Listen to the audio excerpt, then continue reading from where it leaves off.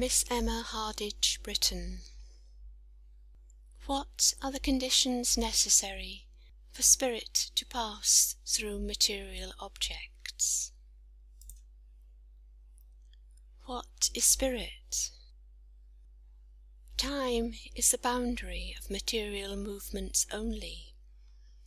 There is no time in eternity, but there are periods occupied by certain changes of matter.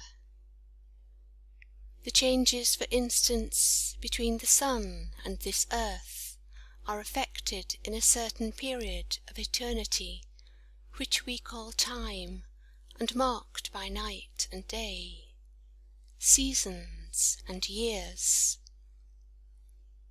We find that when material forms are moved in any direction, they require a period in eternity to effect the change.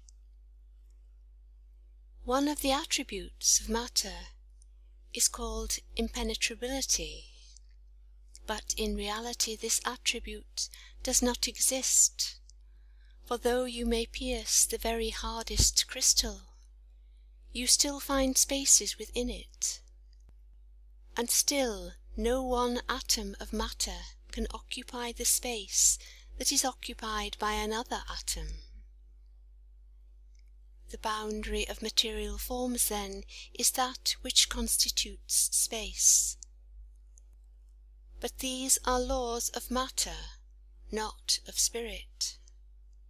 For spirit occupies no space, and spirit lives not in time.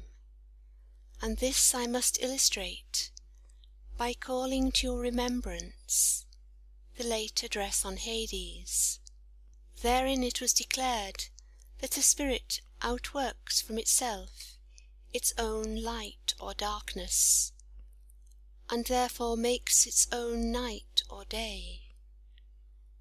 Cold and heat are also outwrought from the morale of spiritual nature, and hence it is that disembodied souls reside in their own atmosphere, which to them is summer or winter, according to their nature.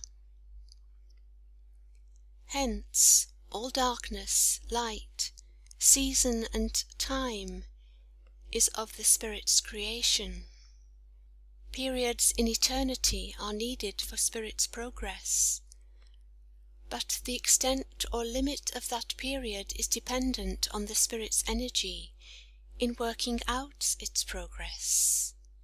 Hence the bitter season of spiritual cold and spiritual winter may be through countless ages, since it must endure until the frozen heart outworks the latent heat of a moral summer, and the period of summer is the already sunny soul of spiritual love and kindness, an ever-lengthening, never-ending summer day of eternity. So there is no time in the spirit world, and as the spirit has no density, no weight, and is lighter than all things in creation, so it occupies no space. Your physical bodies are heavier than the ether in which you move, than the water on which you sail, or than the mould on which you tread. Thus you are the very reverse of the spirit, which is lighter than its world, its atmosphere or scenery, and thus as unobstructed as the lightest of all elements.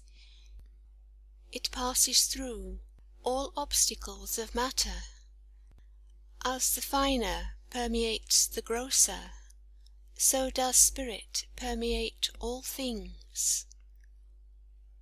Were your eyes open like the seers of old, and could you perceive the various spheres of spirit life, you might see them penetrating each other, and the spirits of the finer passing through the very forms and spheres of spirits yet more gross, ay, even passing through them.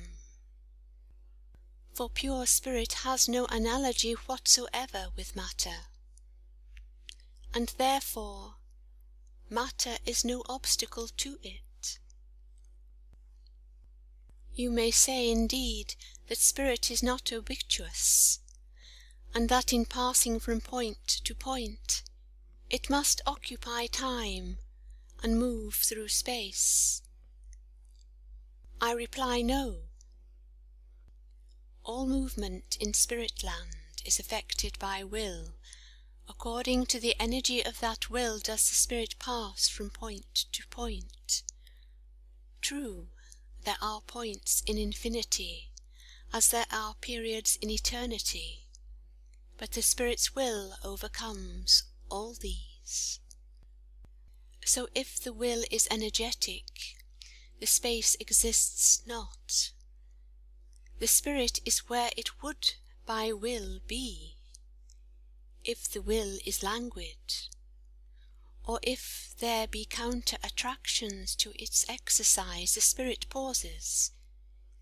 Its will is not strong enough to protect itself more swiftly than the moving elements around it, and so it seems to pass through space.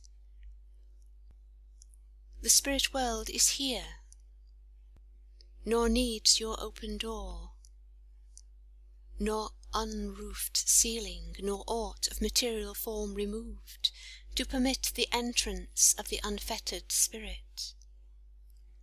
Spirit world and life and presence are already here.